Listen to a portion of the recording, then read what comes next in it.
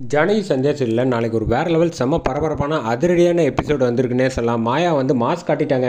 மகாலிங்கத்துக்கும் பார்வதிக்கும் வந்து முடிவு கட்டிட்டாங்கன்னே சொல்லலாம். நகையை மாற்றி வச்சுட்டு அதுக்கு முன்னாடி வீடியோ பிடிச்சிருக்கு நான் லைக் பண்ணிட்டு பார்த்து சப்போர்ட் பண்ணுங்கள் ஃப்ரெண்ட்ஸ். பார்வதி வந்து நல்லபடியாக எந்த பிரச்சனையும் இல்லாமல் நகையை வந்து கொடுத்துட்றாங்க. மகாலிங்கத்திட்ட கொடுத்துட்டு சத்தம் இல்லாமல் வந்து வீட்டுக்கு கிளம்பி வந்துகிட்டு இருக்காங்க. வந்துட்டு இருக்கப்ப மெதுவாக கதவை திறந்து பார்க்குறாங்க. சுற்றி முற்றி இப்போ யாராவது இருக்காங்களான்னு பார்த்துட்டு சத்தம் இல்லாமல் வந்து கரெக்டாக பூஜை ரூம் கிட்டக்க போயிட்டு வந்து அப்பா கடவுளே நல்ல வேளை நான் எதுவும் மாட்டிக்கல அப்படிங்கிற மாதிரி மனசை வந்து நினச்சிக்கிட்டு அவங்க ரூமுக்குள்ளே வந்து போய் கதவை வந்து தாப்பா போட்டுறாங்க. அப்போ வந்து கிச்சனில் வந்து தண்ணி குடிச்சிக்கிட்டு இருக்க மாயா வந்து டக்குன்னு எட்டி பார்க்குறாங்க. எதுக்காக வந்து இந்த நேரத்தில் வெளியில் போயிட்டு அதுவும் கரெக்டாக பூஜை ரூம் கிட்டே வந்து ஒரு செகண்ட் நின்று வேண்டிட்டு இங்கே வந்து கிளம்பி போகிறாங்களே, அவங்க ரூமுக்குள்ளே ஏதோ ஒரு தப்பாக இருக்கே அப்படிங்கிற மாதிரி மாயா வந்து ஒரு செகண்ட் வந்து யோசிக்கிறாங்க.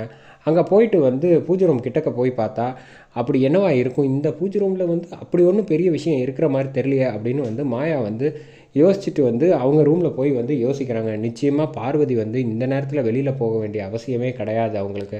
அப்படி போகிறாங்கன்னா அவங்களுக்கு வந்து இப்போ ஒரு என்ன நம்மளை வந்து யார் மேலே கோபமாக இருக்காங்க அப்படின்னு யோசித்து பார்த்தா ஜானகி. ஆமாம், பெரிய அம்மா மேலே தான் கோபமாக இருக்காங்க. அப்போ நாளைக்கு தானே வந்து பரிவட்ட நகையெல்லாம் எடுத்துகிட்டு போய் கொடுக்க போகிறோம். அப்போ அதில் வந்து ஏதாவது பிரச்சனை பண்ணி வச்சுருந்துருப்பாங்களோ அப்படின்னு சொல்லிட்டு மாயாக்கு அப்போ தான் வந்து டக்குன்னு யோசனை வருது. உடனே வந்து கீழே வந்து பார்க்குறாங்க. பார்த்தா வந்து நகையெல்லாம் இருக்கான்னு பார்த்தா நகையெல்லாம் நல்லா பத்திரமா இருக்குது அப்படின்னு பார்த்துட்டு இந்த பக்கம் நகை பாக்ஸை வந்து மூடிடுறாங்க. ஆக மொத்தத்தில் நகை பிரச்சனை இல்லை அப்படிங்கிற மாதிரி லைட்டாக மனசில் வந்து நினச்சிட்டு அப்படியே பெருசாக எடுத்துக்கல.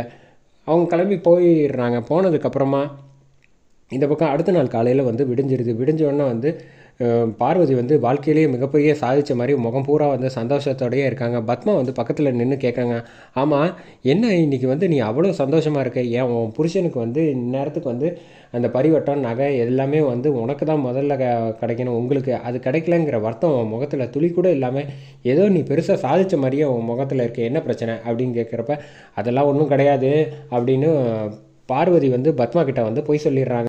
ஜானகியை வந்து மாயா அழைச்சிட்டு வாங்க போகலாம் அப்படின்னு சொல்லிட்டு கிளம்பலான்ட்டு பரிவட்டத்துக்காக நகை பாக்ஸை எடுத்துகிட்டு அப்படியே வந்து கோயிலுக்கு கிளம்பிகிட்டு இருக்காங்க. இங்கே உடனே பார்வதி வந்து ஃபோன் பண்ணி சொல்லிடுறாங்க, இந்த மாதிரி நகை பாக்ஸை வந்து எடுத்துகிட்டு வராங்க, நீங்கள் வந்து அடுத்தது ஆக வேண்டிய வேலையை எல்லாத்தையும் பார்த்துருங்க, நானும் சிவராமனும் வந்து கொஞ்சம் நேரத்தில் வருவோம், இப்போ உடனே அவங்க கூடயே வந்தால் தான் கரெக்டாக இருக்கும், இன்னும் கிளம்பலை, இப்போ தான் கிளம்ப போகிறாங்க, நாங்கள் வண்டி எடுத்துகிட்டு வந்துடுறதுக்கும் நீங்கள் வந்து முன்னாடியே பஞ்சாயத்தில் வந்து எல்லாம் பேசி வச்சுருங்க அப்படிங்கிறப்ப இந்த வேலையெல்லாம் நாங்கள் ஆல்ரெடி பார்த்து வச்சாச்சு, நீ ஒன்றும் கவலைப்படாத, பசுபதியும் அங்கே தான் இருப்பாப்புல, புவனேஸ்வரி அங்கே தான் இருப்பாங்க, விடு அவங்க உனக்கு சப்போர்ட் பண்ணுவாங்க, நீ எதுவாக இருந்தாலும் பார்த்துக்கலாம் அப்படிங்கிற மாதிரி வந்து சொல்லி நம்பிக்கை கொடுத்துட்றாங்க.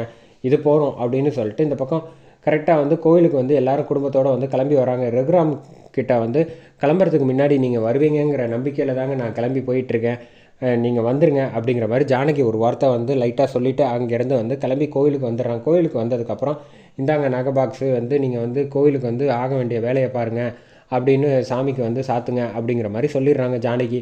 அப்போ வந்து கரெக்டாக வந்து பார்வதி வந்து கண்ணுலேயே காமிச்சு வந்து ஆமாம் நீங்கள் கேளுங்க அப்படின்னு சொல்கிறப்ப புவனேஸ்வரியும் வந்து பசுபதியும் வந்து கேள்வி எழுப்புறாங்க, என்ன சும்மா வந்து இவங்க மாட்டுக்கும் வந்து வீட்டில் வச்சுப்பாங்களாம், வச்சுட்டு வந்தோன்னே இங்கே எடுத்துகிட்டு வந்தோன்னே அம்மனுக்கு வந்து ஸ்ட்ரைட்டாக சாத்திடணுமா, அவங்க நகை வந்து பத்திரமா இருக்குது, இதை பார்த்தா எனக்கு என்னமோ தங்க மாதிரியும் தெரியலையே, எனக்கு என்னமோ இப்போ தகர மாதிரி தெரியுது, நீங்கள் வந்து உரசி பாருங்கள், அப்போ தான் வந்து சொல்ல முடியும், அவங்க மேலே வந்து ஏன் இப்படி அவ்வளோ பெரிய குற்றச்சாட்டு சாட்டுறீங்க, இத்தனை வருஷமாக 30 வருஷமாக அவங்க தான் வந்து இந்த குடும்பத்துக்கும் கோவிலுக்கு இந்த ஊருக்கு எல்லாம் செஞ்சிகிட்டு இருக்காங்க, அவ்வளோ பெரிய குடும்பத்து மேலே வந்து நீங்கள் இஷ்டத்துக்கு பழி போடக்கூடாது, நீங்கள் ஏன் இதை பழியாக பார்க்குறீங்க அப்படின்னு வந்து புவனேஸ்வரி வந்து சொல்கிறாங்க. மொதல் விஷயம் ஒன்று தெரிஞ்சுக்கங்க, ஒரு சபையில் ஒரு பிரச்சனைன்னு வந்துடுச்சுன்னா அதை வந்து நீங்கள் தீர்த்து கொடுக்க வேண்டியது உங்களோட கடமை, பஞ்சாயத்தாரோட கடமை, அதை முதல்ல ஆக வேண்டிய வேலையை பாருங்கள் அப்படின்னு சொன்னோன்னே மாயாவும் வந்து சொல்லிடுறாங்க, அதுக்கு என்ன இப்போ தாராளமாக செக் பண்ணி பார்த்துக்கோங்க, எங்களுக்கு எந்த பிரச்சனையும் இல்லை, எங்களுக்கு எந்த மடியில் பிரச்சனை இருக்கிறவங்க தான் பயப்படணுங்கிற மாதிரி சொன்னோன்னே